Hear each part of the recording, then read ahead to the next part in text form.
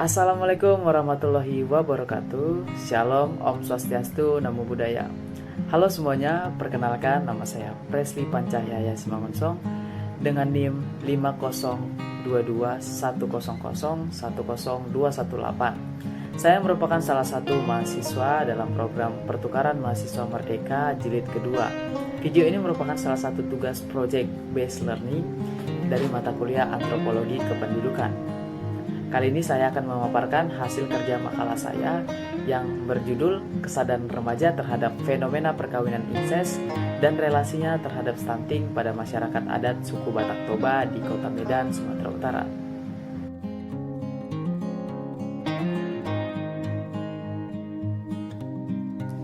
Latar belakang. Penulis memiliki ketertarikan melihat fenomena perkawinan inses yang kerap terjadi pada masyarakat adat suku Batak di daerah asal saya, terutama pada masyarakat yang tidak terlalu kental akan adat dan tradisi leluhurnya. Selain itu, penulis memaparkan bagaimana remaja memiliki peran dan kesadaran terhadap pencegahan stunting mengacu pada fenomena perkawinan inses tersebut.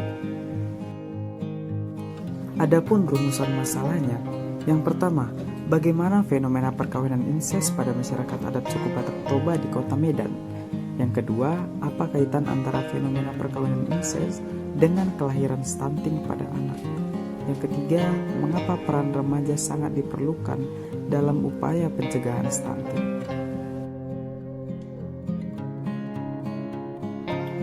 Metode penelitian. Tulisan saya kali ini menggunakan metodologi penelitian deskriptif dengan menggunakan pendekatan empiris yang merupakan pendekatan yang digunakan untuk menggambarkan situasi yang sebenarnya terjadi dan bersifat sementara yang tidak menutup kemungkinan akan mengalami perubahan seiring berjalannya waktu. Kemudian data yang saya peroleh dari penulisan ini berasal dari sumber-sumber terpercaya seperti penelitian terdahulu, jurnal, artikel, dan lainnya.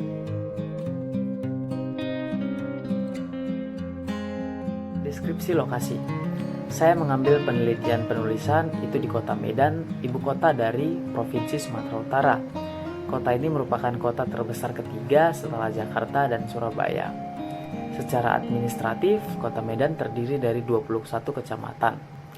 Medan merupakan kota yang sangat plural karena berdasarkan latar belakang budaya, agama, suku, etnis, dan ras yang sangat beragam. Medan didominasi oleh etnis Jawa, Batak, Tionghoa, Minangkabau, Mandailing, dan India. Oke, sekarang kita masuk ke dalam pembahasan. Remaja. Kalau kita bicara tentang remaja itu secara umum merupakan seseorang yang sedang berada di masa peralihan, yakni antara dari anak-anak menuju ke dewasa.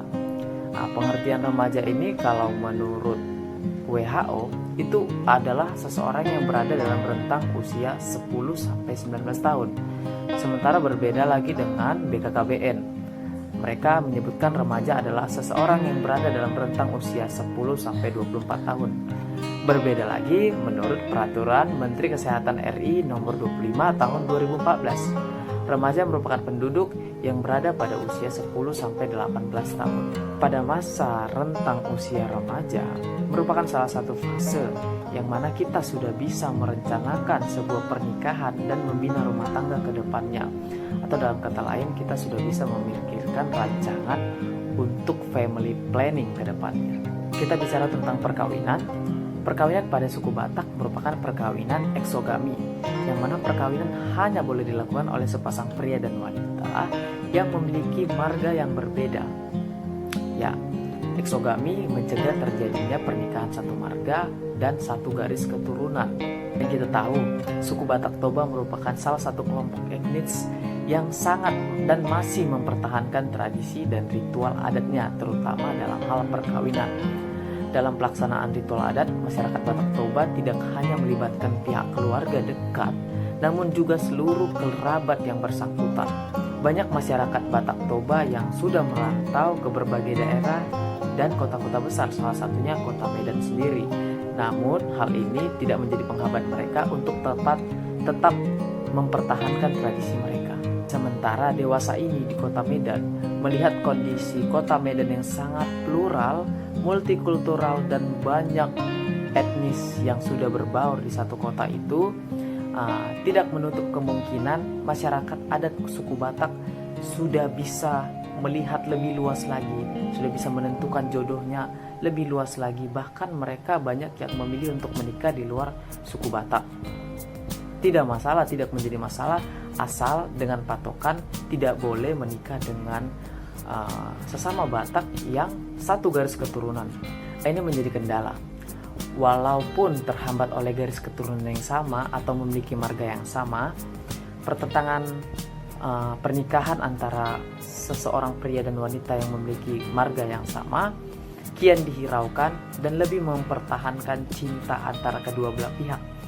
Hal ini tentu tabu jika diketahui oleh orang tua masyarakat adat yang masih menjunjung tinggi nilai tradisi adat Batak tersebut, terutama tradisi perkawinan. Karena masyarakat adat Batak Toba sangat tidak menganjurkan pernikahan semarga, karena itu bisa melanggar peraturan adat yang telah ada dan menyulitkan pihak keluarga untuk mengadakan peradatan jika terpaksa menikah. Perkawinan yang ideal dan cocok bagi warga Batak Toba adalah perkawinan dengan pariban. Pariban ini dalam artian dia menikahi seseorang yang bermarga sama dengan ibunya.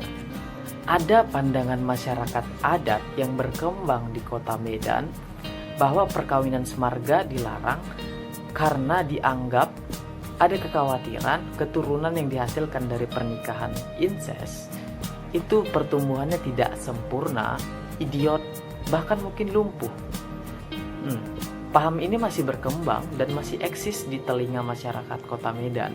Kaitannya dengan stunting, bahwasanya anak yang terlahir tidak sempurna tersebut yang mengalami cacat fisik dari orang tua yang menikah sesama marga, itu dianggap merupakan sebuah sanksi mutlak dari pandangan masyarakat adat yang terkait perkawinan incest. Hal ini tentu sukar dipercaya karena mengingat banyak faktor yang menyebabkan stunting, tidak semata-mata karena perkawinan satu marga.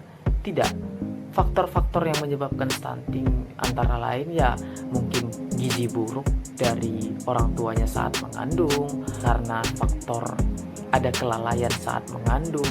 Ya tentu kalau bicara tentang gizi buruk tadi ya mungkin salah satu faktornya karena tingkat pendidikan orang tua, faktor ekonomi keluarga, dan masih banyak lagi yang mempengaruhi. Ya perlu kita ketahui bersama bahwa remaja adalah calon orang tua di masa depan. Mereka itulah yang nanti mempunyai peran besar dalam mewujudkan generasi berkualitas di masa yang akan datang. Upaya yang paling tepat untuk pencegahan stunting diawali dari mereka sendiri, yakni kaum remaja, khususnya remaja-remaja di kota Medan. Mendasari hal tersebut, sangat perlu bagi remaja untuk mendapatkan pendidikan parenting, juga pemahaman kesehatan, serta pemahaman akan pentingnya keluarga.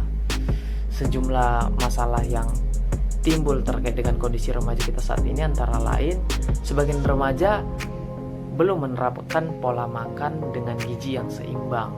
Mereka lebih banyak mengkonsumsi makanan yang sifatnya instan. Buah-buahan, sayur-sayuran jarang mereka konsumsi. Hal ini menyebabkan asupan vitamin dan gizi yang dibutuhkan oleh remaja tidak dapat terpenuhi. Remaja perlu tahu pengetahuan kesehatan reproduksi remaja atau KKR guna menghasilkan keturunan yang sehat dan mempunyai kecerdasan yang baik.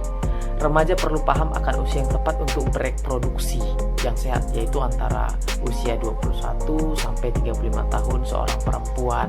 Kemudian pemahaman akan pengasuhan 1000 HPK perlu diketahui remaja agar remaja pada saat sudah menjadi orang tua siap melakukan pengasuhan tersebut.